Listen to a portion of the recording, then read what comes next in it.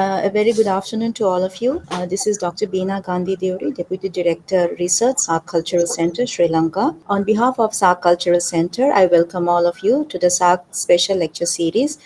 This afternoon, we are very fortunate to have with us Professor Ghani-Ur-Rahman from the University of Quaid-i-Azam University, Islamabad. Welcome, sir. Before we start with the lecture, I invite Madam Renuka Ikanaike, Director of the SAARC Cultural Centre, to address. Over to you, Madam. Good afternoon, Professor Dr. Rahman, distinguished guest. It is my honor and privilege to welcome you all to this special lecture organized by the SAARC Cultural Centre titled Hindu-Buddhist Influences on the Muslim Art and Architecture in Ancient Gandhara, Pakistan. Today, we have the immense pleasure of learning from the distinguished scholar Professor Dr. Ghani-Rahman, Director at Quaid-i-Azam University, Pakistan. His extensive expertise in the field of art and architecture promises to provide us with profound insights into a topic that resonates deeply across the SAARC region. Our shared cultural history is marked by intricate layers of interaction, synthesis, and mutual influence, forming a rich tapestry that binds us together. Gandhara, with its unique geographical and cultural positioning, stands as a testament to the convergence of great civilizations. The influences of Hinduism and Buddhism on Islamic art and architecture in this region highlight the remarkable legacy of pluralism and creativity. These interactions are not just of academic interest but are emblematic of the region's historic depth, fostering a sense of shared heritage among SAARC nations. Understanding these cross-cultural exchanges is crucial for appreciating the common bonds that tie our communities. It reinforces the idea that while our cultural and religious traditions may be diverse, they have long interacted, enriching each other in profound and beautiful ways. The SAARC region, with its intricate web of cultural interconnections, can greatly benefit for revisiting these narratives of coexistence and mutual influence, especially in today's world where understanding and collaboration are essential for peace and development. I wish to extend my heartfelt gratitude to Professor Dr. Ghani-Rahman for taking the time from his busy schedule to share his knowledge and expertise with us. Your presence here is a testament to your commitment to advancing the discourse on cultural heritage and fostering cross-border academic exchange. We are deeply appreciative of the effort you have made to join us and contribute to this important dialogue. I would also like to thank the attendees for being here today. Your participation reflects your dedication to deepening our understanding of the region's shared cultural history and ensuring that these conversations continue to inform and inspire. I encourage everyone to actively engage during this session, ask questions, and share your thoughts. This is an opportunity to not only listen but to contribute to the collective exploration of our region's cultural narratives. Let us embark on this journey of discovery together. Thank you so much. Thank you, Madam. This afternoon, we have Professor Ghani-Ur-Rahman with us. Professor Rahman is the director of Quaid-i-Azam University, Taxila Institute of Asian Civilizations, Islamabad. He has completed his PhD on Gandhara art from Foscari University, Italy. He has published widely in many research journals and also authored several books. He has also recently concluded 2 Erasmus Plus mobility projects awarded by the European Union in partnership with an Italian professor. Professor is Ghani is going to speak on a very interesting topic: Hindu-Buddhist influences on the Muslim art and architecture in ancient Gandhar, Pakistan. Welcome, sir, once again, and please go ahead with your lecture. Good afternoon to the director and other staff of the SAARC Culture Centre. I am thankful to you for considering me to be any worth to you to present my research. As you can see, the topic I have selected for this presentation is the Hindu-Buddhist period in Pakistan, in the shape of Gandhara civilization, and today's Muslim art and architecture, which has these influences. So I will first be showing some glimpses of the Hindu-Buddhist traces still there in ancient Gandhara, and then I will show some examples of the influences on the Muslim art and architecture in Pakistan. You can see this ancient Gandhara map. You can see the region, Tajikistan, Uzbekistan, Afghanistan, and India in the surrounding, and this Peshawar Valley, some parts of Afghanistan, and mostly Peshawar Valley, that is Mardan, Charsada, and Peshawar. It was once it was the Gandhara, the proper Gandhara civilization. I mean the Gandhara, the center for this Gandhara region. And later on, this cultural Gandhara, it has a greater context, and it expands even to Tajikistan and Uzbekistan and Afghanistan and Indian parts. So when we talk about the cultural Gandhara, then it is a vast area. But talking about the region as Gandhara, it was the Peshawar Valley. You can see the bigger picture of Gandhara. These are the extent of the different sites shown by the stupas. These are the different sites scattered in the area of ancient Gandhara, which is now Khyber Pakhtunkhwa, parts of Afghanistan, and mostly the focus is on the Khyber Pakhtunkhwa province of Pakistan. Just to mention the names of the dynasties which ruled in this area. The first dynasty we see is in the 6th century BC, in the time of Lord Buddha, was the Achaemenids who were ruling in this area, and this area, Gandhara, was one of the provinces of the Achaemenid Empire. Then we see in the 4th century BC, we see the Greeks coming to this area and occupying it and ruling it. And then in the 3rd century, we see the Mauryans coming to the scene and ruling this area. Then we see the Scythians and Parthians between the 1st century BC and the 1st century Common Era. After that, in the 1st century, we see the Kushans. Which is the bigger tribe, but the Kushans were part of that bigger tribe who came to this region, and they established this important civilization that is now called the Gandhara civilization, or the Buddhist civilization of Gandhara, and it flourished between the 1st century to the 5th century Common Era.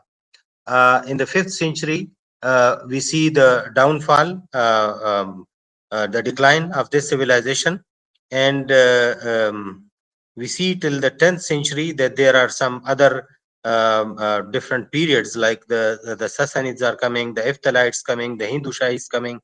Then the Muslim period starts from 10th to 11th century in this area. Just to show you a few examples of the mandirs, or the temples, Hindu temples, still here. There are about 150 temples in Pakistan around. Some of them even are still living in the Hindu community. They visit there and worship there. So I'm just showing a few examples, like this one Hindu temple that is in Peshawar. This is called the temple, built in 1851, is located in the Gorgatri area, Peshawar, in Khyber Pakhtunkhwa.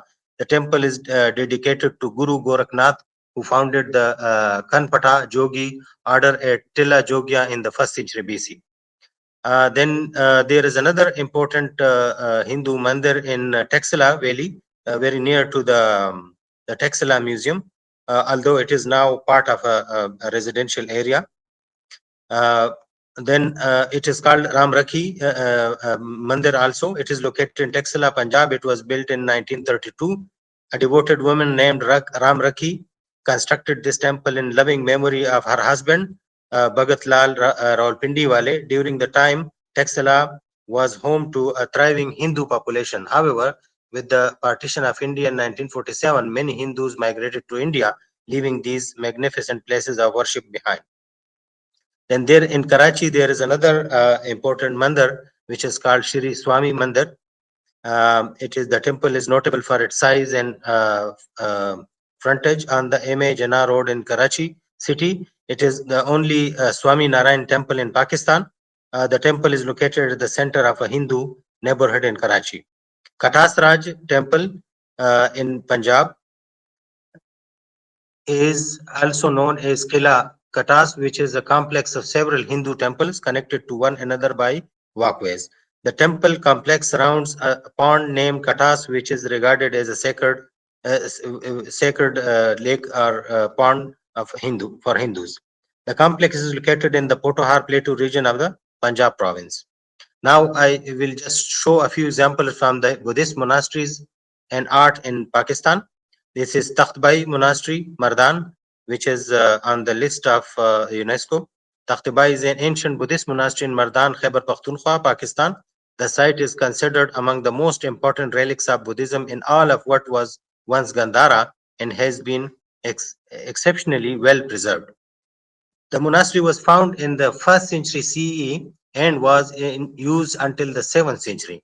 The complex is regarded by archaeologists as being particularly representative of the architecture of Buddhist monastic centers from its era. Takht-i was listed as a UNESCO World Heritage Site in 1980. These are some photos of the monastery, monk cell. Budhkada is another important monastery in stupa. The Budhkada is an important Buddhist stupa near Mingora in the area of Swat, Pakistan. It may have been built by the Mauryan Emperor Ashoka, but it is generally dated slightly later to the 2nd century BC. The stupa was enlarged on 5 occasions during the following centuries, every time by building over and encapsulating the previous structure. Shingardar Stupa, Swat, in Galigay, Swat is a remnant of the Buddhist era and it is one of the important ancient monuments in Swat Valley. It is considered to be built by Uttarasena, the ancient king of Swat, to incorporate his portion of Buddha relics. The Shringadar Stupa was identified by Colonel Dean and Stein.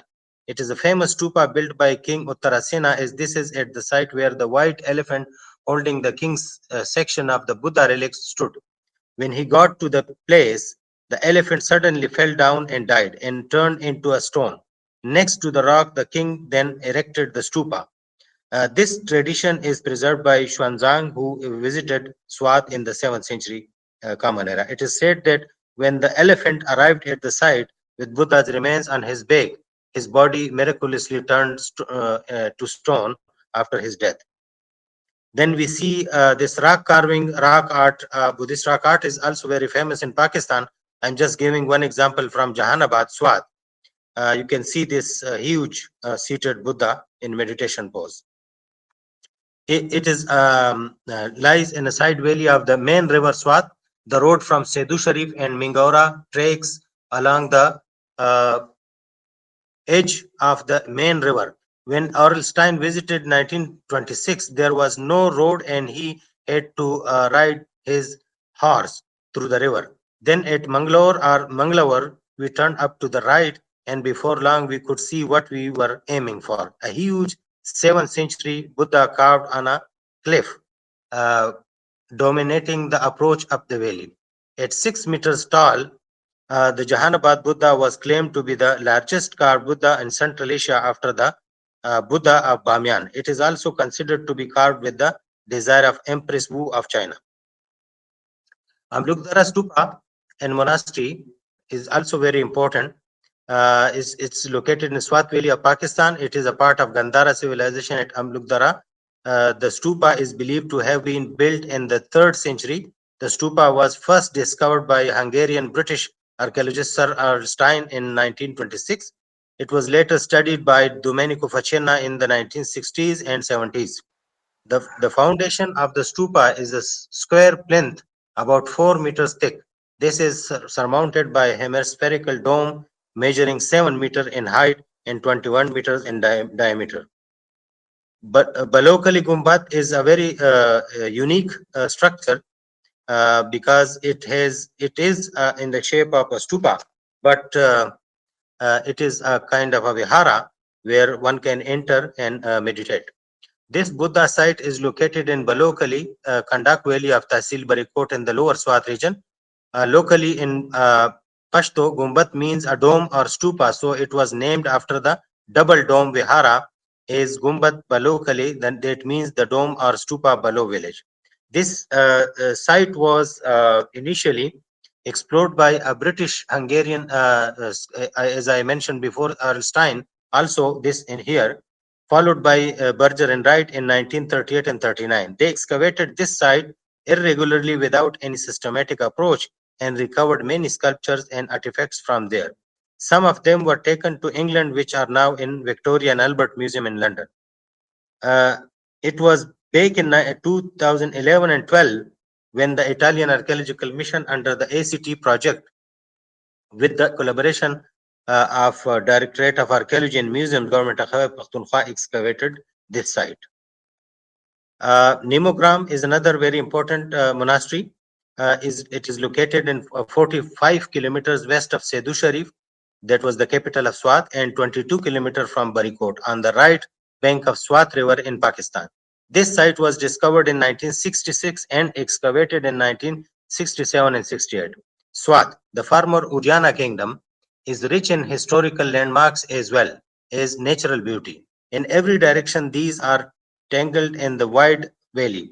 Orlstein, a British archaeologist, and Tucci, who was followed by other Italians, worked tirelessly to document and preserve these monuments. There is also a monastery on the west of the main stupa. The stupas are believed to have been built in 2nd and 3rd century Common Era, based on the discovery of coins from Kushan period. Dharmarajika stupa and monastery in Taxila Valley is a very important and the oldest stupa, is also referred to as the Great Stupa of Taxila, is a Buddhist stupa near Taxila, Pakistan. It was built over the relics of the Buddha by Ashoka in the 3rd century BCE. The stupa, along with the large monastic complex that later developed around it, forms part of the ruins of Taxila, which were inscribed as UNESCO World Heritage Site in 1980. Jolian Stupa, from Taxila Museum, the site is located on a hill at a height of 92 meters. The original foundation of its remains is attested to the Kushan period in 2nd century CE. The monastery at Jolia was home to one of the world's oldest universities till its destruction in the 5th century CE. The monastic establishment at Jolia comprises of the main sacred area with a central stupa and 27 smaller votive stupas, and a monastery with 2 courtyards with monk cells and numerous chapels. The monastery at Jolia remained one of the world's oldest universities, which attracted students from the subcontinent and beyond, from Central Asia and South Asia, as well as China. The monuments in Jolia are highly ornamented and in a better state of preservation. Some of the finest stucco sculptures have been shifted to Taxila Museum for display, including findings like fragments of a Buddhist manuscript written in Sanskrit language, Brahmi characters of 5th century, and copper coins of late Kushan and Indo-Sasanian rule. These are the glimpses from the monastery. Now I'm showing you a few examples from the Buddhist art from Gandhara, which is a very different style. This most of you for sure know the Buddha life story, but from here at least you can understand the very different style of Gandhara that has depicted the Buddha life story. So you can see here the dream of Maya, the elephant coming in the hollow, to enter penetrate the body of Maya in her dream, and later on, this led to the birth of Buddha. Then birth of Siddhartha. You can see Indra, God is receiving the infant Siddhartha, and you can see the mother Maya, Mahamaya, her sister Prajapati, who is helping her. No, some attendants there. There are some attendants, human female attendants, who are helping her.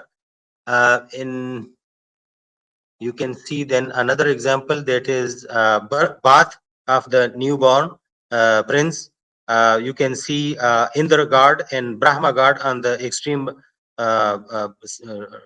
sides of the narrative, and two females, maybe celestial maids, they are giving bath to the prince. We can recognize Indra from his vajra in his hand, or the thunderbolt. Again, another example of the birth. You can see the more populated narrative scene from Gandhara, where there was available space. Then the artist have carved further more attendants, whether male on the one side and females on the other side. And the male ones are considered to be gods from the heavens, who are present there to receive the Lord Buddha.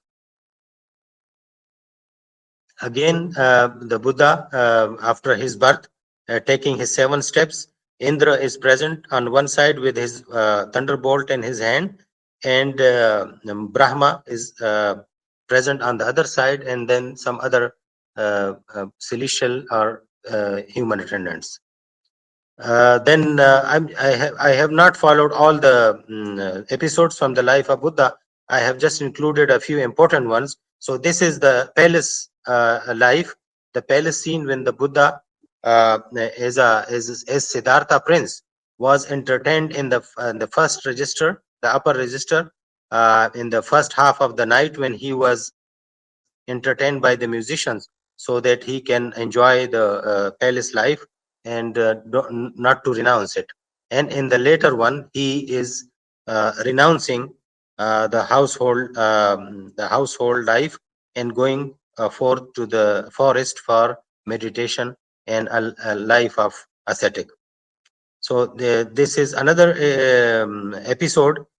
He is going out of Kapil Vastu on his horse, and the Mara god is trying to stop him, so that he can not go forth, and not to teach the enlightenment when he attend the enlightenment, because Mara god was ruling the illusionary, the world of illusion. So this is his responsibility to protect the illusionary world.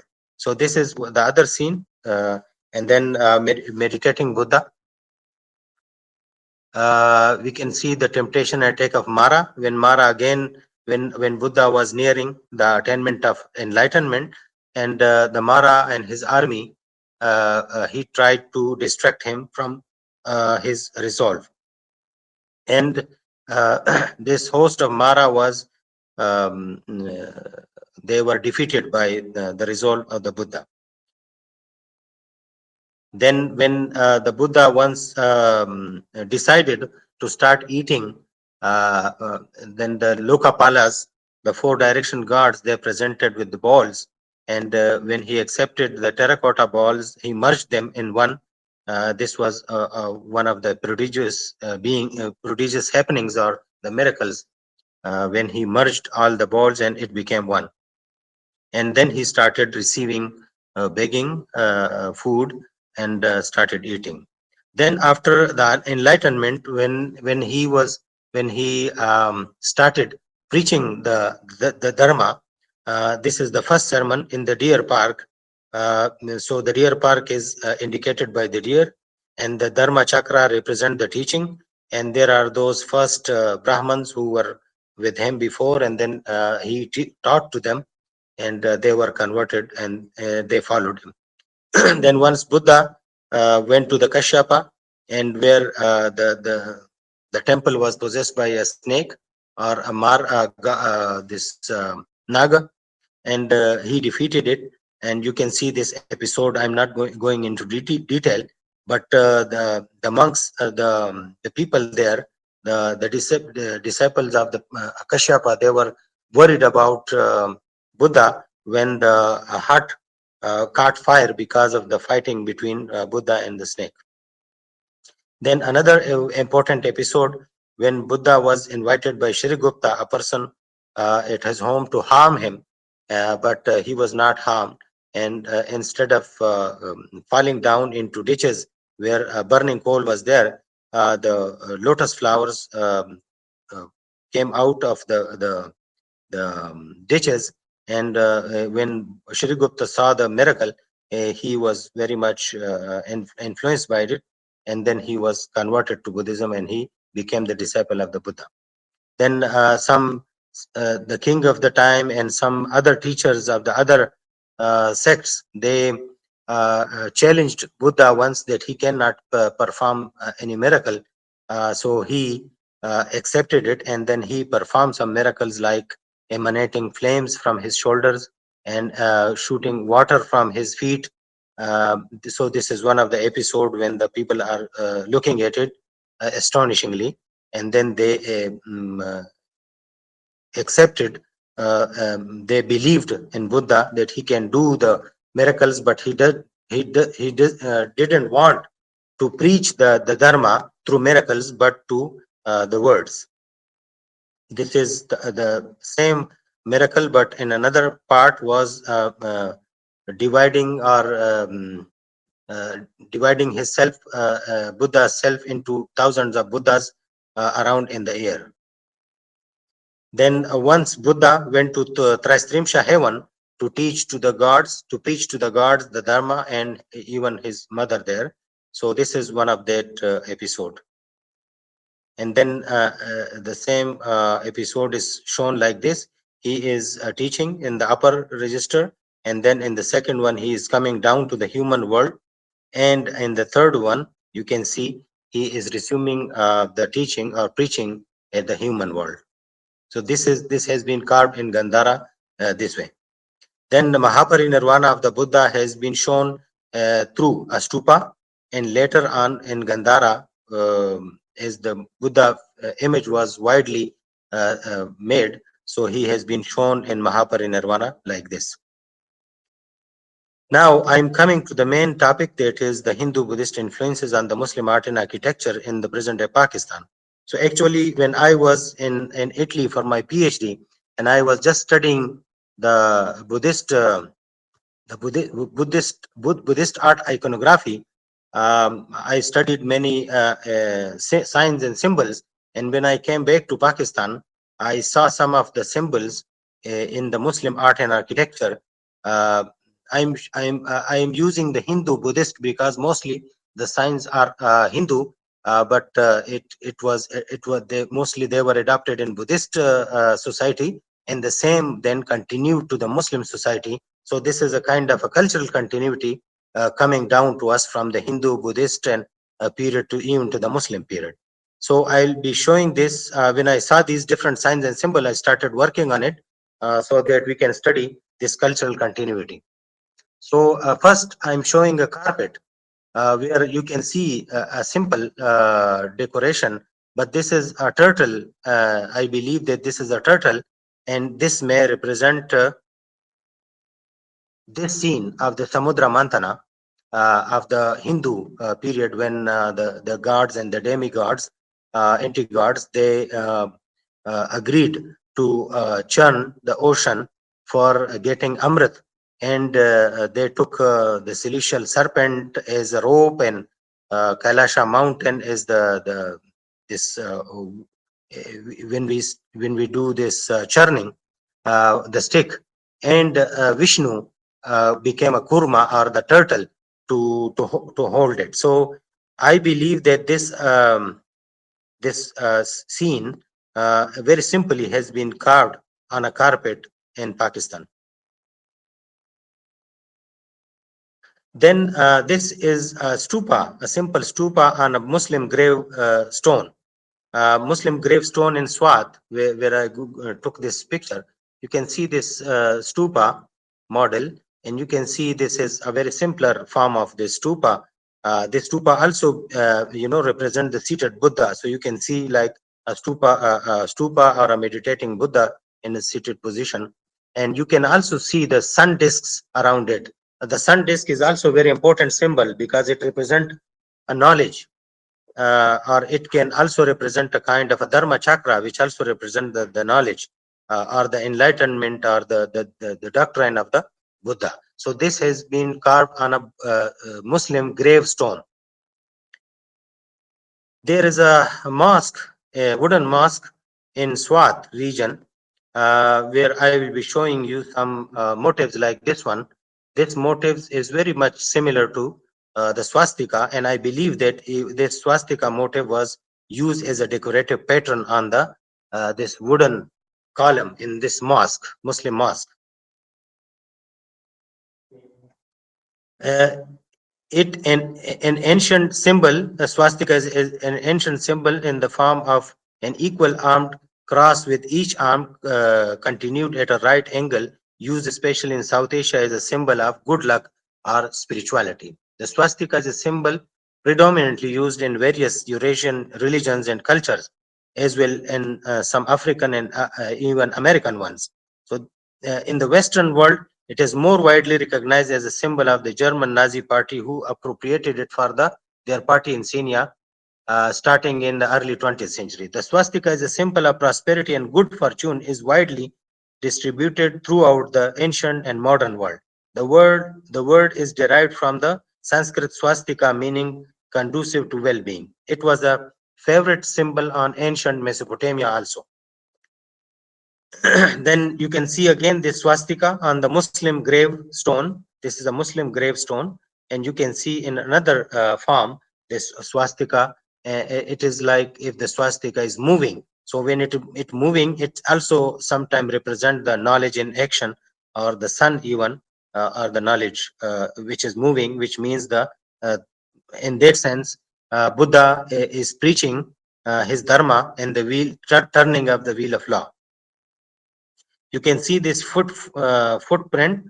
You can see on the Buddha's feet, it is said that there was swastika symbol, there was a dharma chakra symbol, there were three ratna symbol, and some like this flower, which also represent the dharma, or the lotus flower also represent purity. You can see this dharma chakra and on a wooden column of a mosque, which I have mentioned to you. In Swat, the same mosque has this three wheels, which means Dhamma, Buddha, and Sangha, three ratna. It may represent that. It is carved in the, you can see in the Gandhara, it is represented like this: the Buddha, Dharma, and Sangha, the three ratna, or the three jewels. And in the wooden mosque, wooden column of a mosque, it is represented like this. Then this is another cross type of symbol, which is not just a cross, but this one on a Muslim graveyard, and this one in the wooden column of a mosque. I believe this is a Vajra, crossing Vajra, the double Vajra or the thunderbolt, which is the crossed. And this is also believed to be the base of a mandir or a mountain temple, or even the Mount Meru, Kailasha mountain, which represent the stable or a very strong base of any worship place. So these have been represented on the wooden column in a mosque and graveyard. This has also been shown on a small carpet, which is used for the Muslim worship. You can see this cross Vajra very beautifully decorated like this. So you can imagine that this may be Vajra type of style that is crossing. So two Vajras crossing each other. Another type of Vajra may be this one.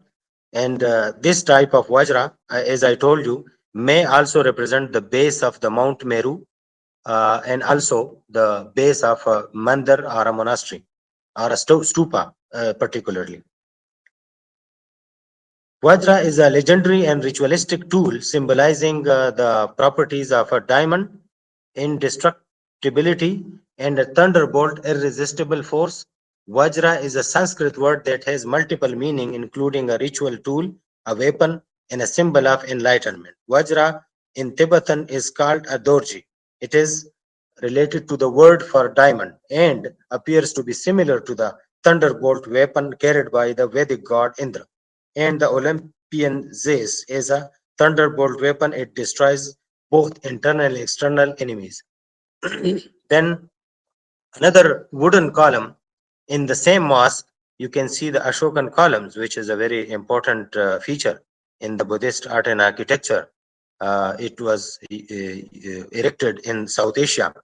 Uh, Ashokan column, which is surmounted by the Dharma chakra. This one, like in the mosque, they have just faces. Otherwise, it is almost this Ashokan column made in a mosque. Then this is a seat of the Muslim cleric. From this seat, he deliver his sermon on the Friday mass, a Friday prayer, and you can see this double vajra again here, crossing double vajra, and it is flanked by the two stupa kind minarets, and all the three may represent Buddha, Dharma, and Sangha. Then again, three flowers on the same seat, which may represent Buddha, Dharma, and Sangha, the three Ratna. You can see this in the Gandhara. This is on the Muslim mosque, and this is a Muslim mosque. Then again, another seat in the mosque, in another place, you can see the Bodhi tree carved on the back of this seat, this Bodhi tree may represent the Buddha, and the flanking two stupa or pagoda type stupas or minarets, it may represent this Mahaparinirvana Buddha, and all the three may represent Buddha, Dhamma, and Sangha, the three Ratna. Another very interesting Hindu feature here. This column is actually a lingam decorated with uni. It is in one corner of this mosque. You can see this is the uni decorated on the lingam, and this is the top part of the lingam, very clearly carved in this mosque. Then we see some other sign symbols on this Muslim graveyard stones. You can see these signs which may represent the double crossing Vajra. It may represent the basis of the Mount Meru and Dharma Chakra also. And these are the tiles from Gandhara. These tiles are placed in the Taxila Museum. You can see these different types of sign symbols, like for example, this moving sun with its rays that may represent the knowledge in action. Then you can see this crossing leaf like crossings, and you can see it here on this Muslim graveyard. So these are the different signs and symbols from Gandhara tiles, and it has been also decorated in the Muslim art and architecture. You can see these different decorations around in ancient Gandhara now. This is another mosque in Swat area, and you can see now the single Vajra. I was showing you the double Vajra, the double crossing Vajra, and here you can see this single Vajra decorated with three sun discs moving, revolving, that I believe represent the knowledge in action, or the wheel of law, turning of the wheel of law by the Lord Buddha. And why the three suns? Because they have to represent the three jewels, Buddha, Dharma, and Sangha, and it has been carved in a single Vajra, and this is the single Vajra. Just to give you examples, this has been carved in a wooden mask, and you can see this Vajra a simpler, very simpler Vajra in the hands of a Vajrapani who was always uh, present with the Buddha. This is a flower, but it again has this sun disk moving with its rays. So you can see that these all signs and symbols. The sun disk also has been widely decorated in the Muslim mosque, and all when the flowers are in three, I believe they may represent these three jewels. Then this is a single Vajra emanating flames in the same mosque. So it means the Vajra considered as a magical weapon that could be used against the bad and evil. So this is and this is also a symbol of protection. So you can see the single Vajra emanating flames in the mosque. Then in some of the mosques there are nagas, or the serpent hoods, which were very important also in Buddhism, because it also protected the Lord Buddha when he was meditating. You can see these petals in the kind of a Buddha naga hood, and the dome may represent the lotus flower.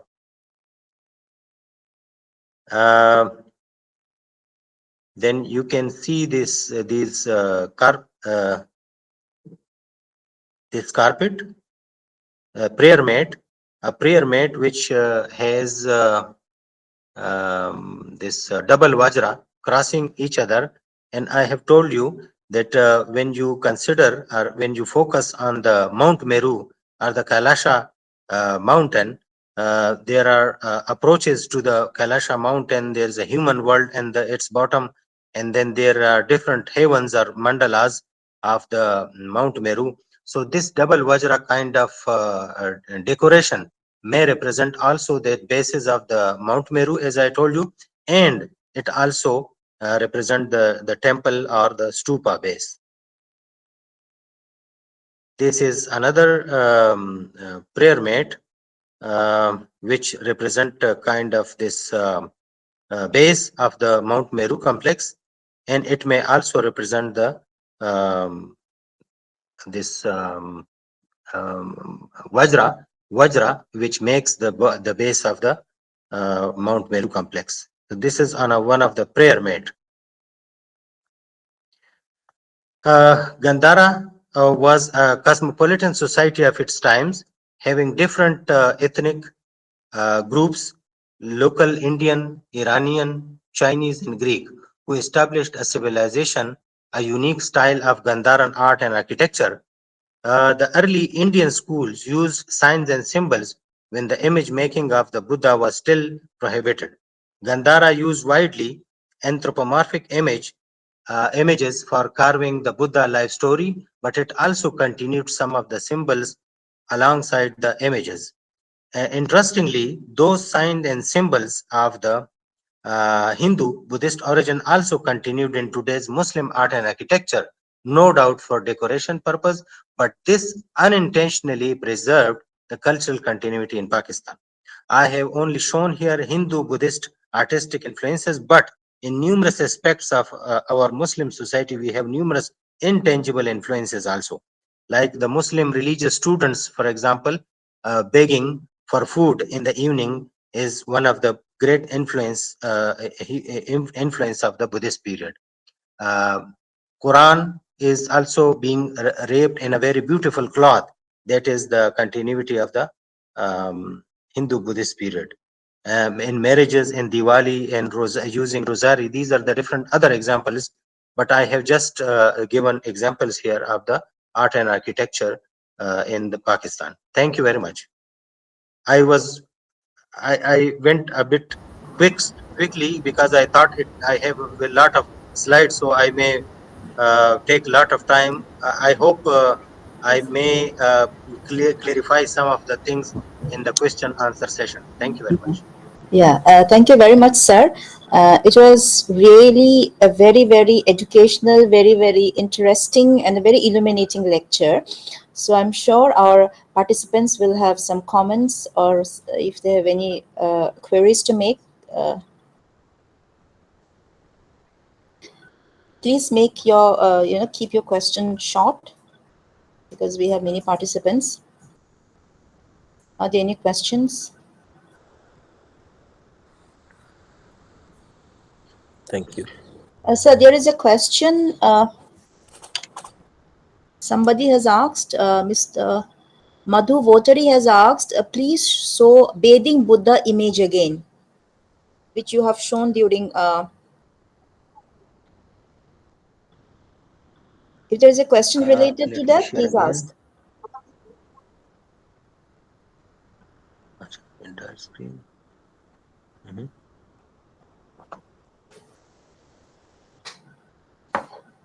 Screen.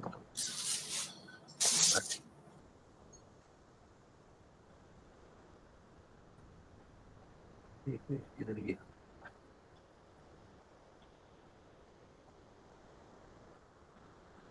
वो PDF था ना. There is another question. Can you see the sharing? Do we have same sculpture somewhere else? I have seen it for the first time.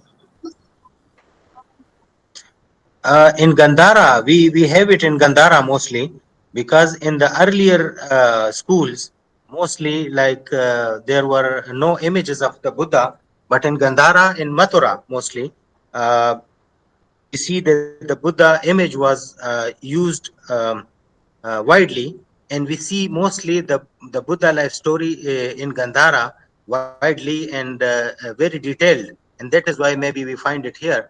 But mostly in the early schools of Buddhism, it was considered that the Buddha image was considered prohibited.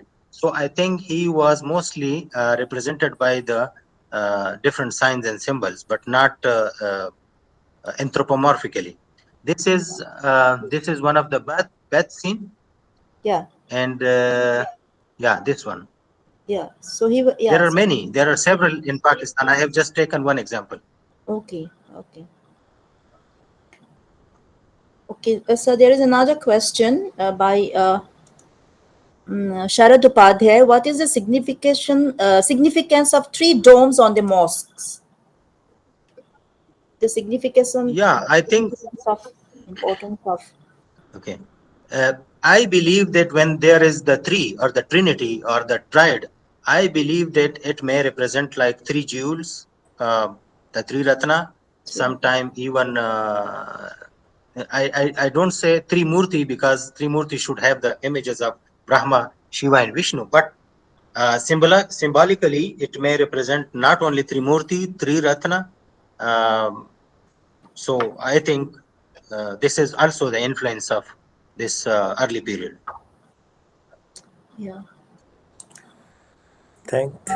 So there is a question. Can you please share the overall influence of Gandhar in India or Pakistan? Uh, overall influence means, Yeah, yes. Can you please share the overall influence of Gandhar in India or Pakistan?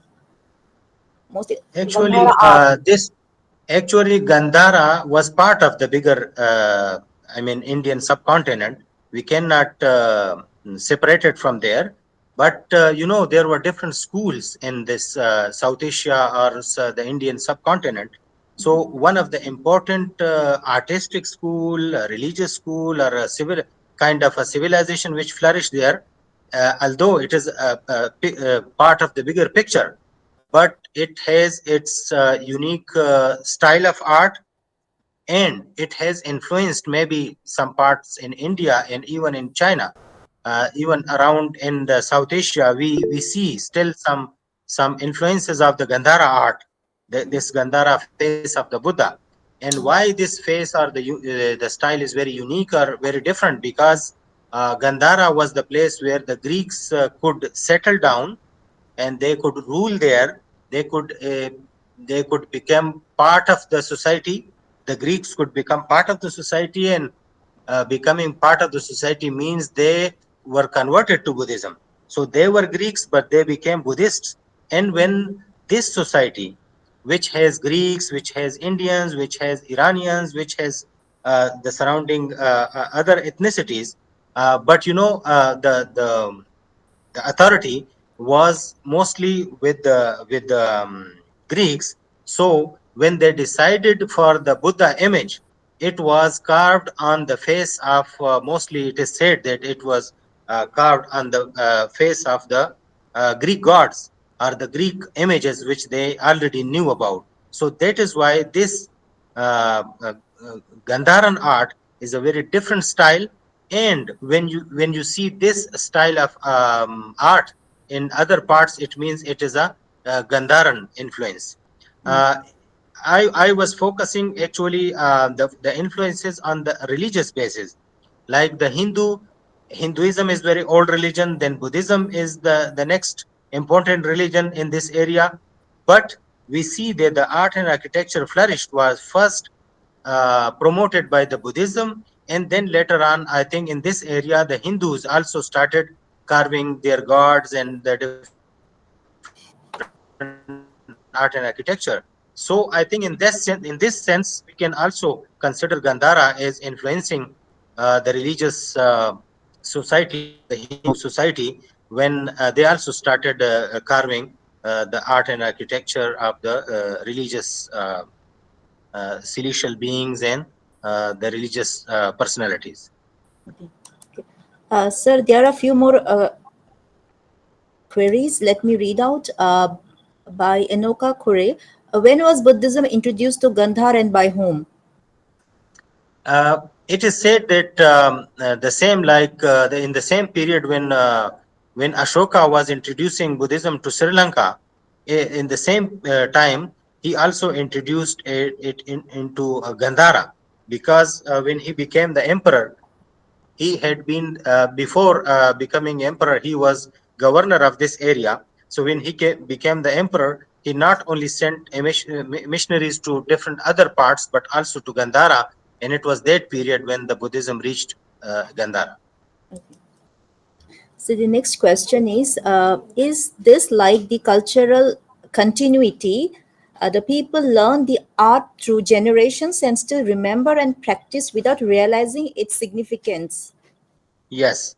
So in Pakistan now there are Muslims and they are carving it, but they unintentionally doing it. They are just doing it for decoration purposes, Mm. but it is unintentional. But for sure it is the continuity. They don't know about these different signs and symbols.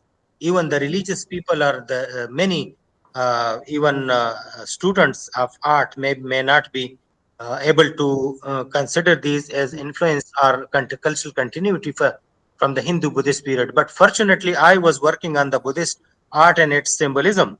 So when I saw these different signs and symbols, and uh, mm, when I was going around in Khyber Pakhtunkhwa, or this ancient Gandhara, to conduct some survey, I came through these different sign symbols, and it fascinated me, and I started working on it. And sir, we have Professor Vimala Heva Manage who has raised his hand. So please, Vimal sir, if you are there, you please go ahead with your query. Okay, thank you, Professor Ghani, for your very nice presentation.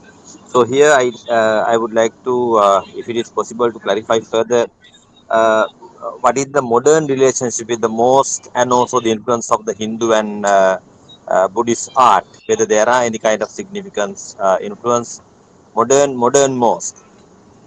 In the modern Yeah, mosque.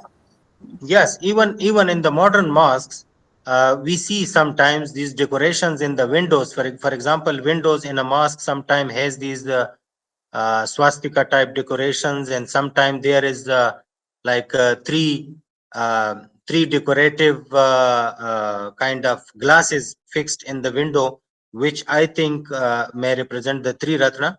And although it is not like the older ones, the 100 years old one mosques, but it also has many several influences still going on in the mosques. And the carpets, the prayer mats which I showed, are still being made, and these have these influences. Okay, thank you, Professor. Further, I would like to invite, because we are publishing a journal, Colombo Journal for Buddhist Studies. This paper is directly related to the Buddhist studies. if you are willing to send us your paper, is most welcome with the permission of the Dr. Gandhi, Dr. Bina. Thank you. Okay, we will Another discuss. invitation, okay? Thank you. Okay. So, are there any more queries? Any comments or any observations? Thank you, sir. Professor Ghani-Ur-Rahman, for your excellent presentation. Actually, my question is that the symbol that you presented here, they are from the same location, the Gandhara region, or they are from different part of Pakistan? Is it very much connected with the region, or is a general practice now? I can understand that the symbol that is used is unintentional use of local symbols to the daily life now. But the example that you presented here, that is from the same region where we get this Gandhara's site, archaeological site. Yes, in Gandhara, Thank you. as I am focusing on Gandhara, ancient Gandhara region, my PhD was on Gandhara and Gandharan art and its iconography and its symbolism. So I mostly, when I conduct survey and other archaeological activities here, my focus is on Gandhara. So that is why I have taken all these, like for example, I showed these tiles from the Taxila Museum. These are from Gandhara, which has different signs and symbols. And the same signs and symbols are being carved in different Muslim art and architecture. So this was in Gandhara and it is continuing in Gandhara. If we focus on other parts of Pakistan, for sure, we maybe we will be able to find some other signs and symbols, maybe less than this, but for sure, you can find some signs and symbols continuing in other parts of Pakistan. Okay. Thank you very much. There is another little queries, that is, we can see the reuse of material, like in the, for example, in Bangladesh, if we see about the uh, some calligraphic art, because we have a scarcity of stone. So uh, there are some Hindu and Buddhist sculpture that is reused, and that was carved for calligraphic studies, like calligraphic art. But actually, that was even some of them were used for the mosque. So that is the example of reuse of the material because of the scarcity of stones. So whether this such kind of thing happen in also in the Gandhar region, that they reuse those material, archaeological material for new construction. Yes, in some places, like I saw some houses when in the middle, in the very center of Gandhara, uh, we we can see some of the stones in the residential, very old houses, uh, where the construction was, the modern construction was done, like let's say 100 years back. There are some stone houses in Gandhara still on the in the form of the same masonry of the Gandhara style.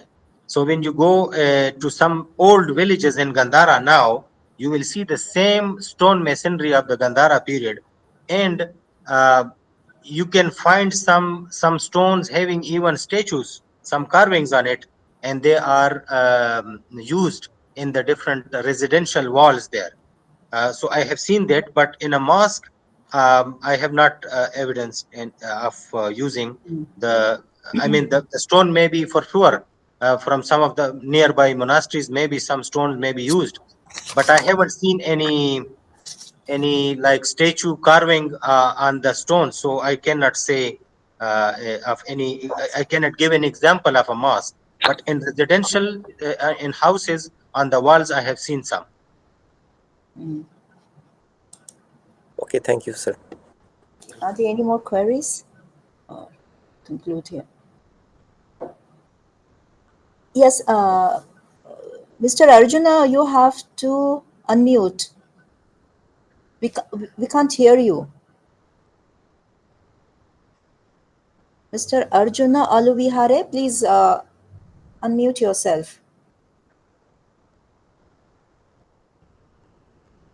No, we can't hear.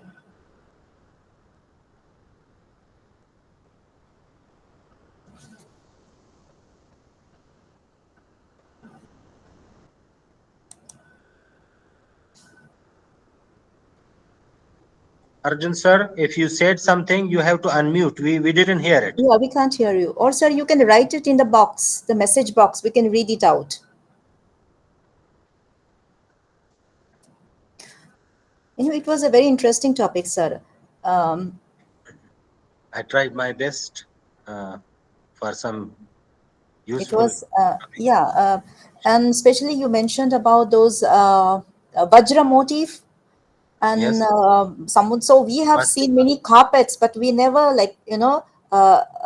thought in that way. So now maybe when we look at a carpet, we will look for a Yeah. double Vajra or single Vajra, as you said. Yeah.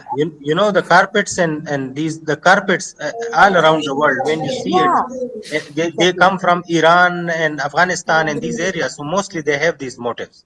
Yes, Even yes, if yes. you find So it in we Sri never Lanka or associated India. that with a Buddhist motif. Yes. So anyway, even especially that you show there was a wooden seat with Bodhi tree in between, flanked by two stupas. It was very Mm. interesting. So it's from a museum or No, it was in a mosque. it was in a It is a mosque. wooden mosque, and the priest, Muslim priest or cleric or the Molvi, he sits on it and he deliver a Friday sermon. He sits there. It's very Use it interesting. as a seat. Oh, so sir, there are some more seats like that, or that's the only one in that mosque? Yeah, I it's the showed two, same. no?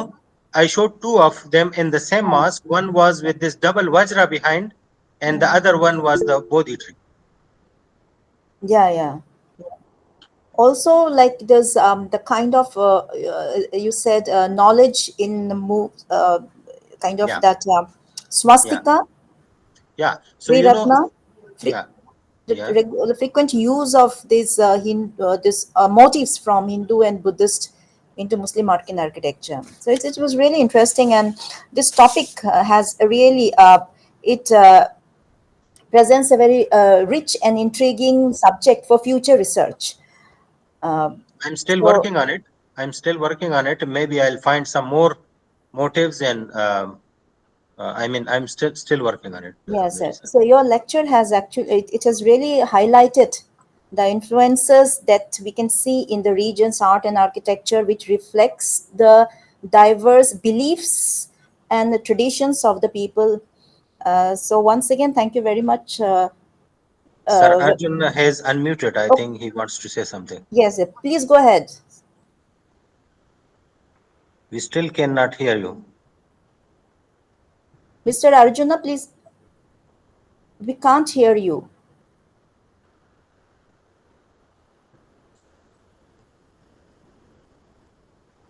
There is a or Sheikh Tazrian, please, he has raised a question, raise his hand. Please go ahead with your question.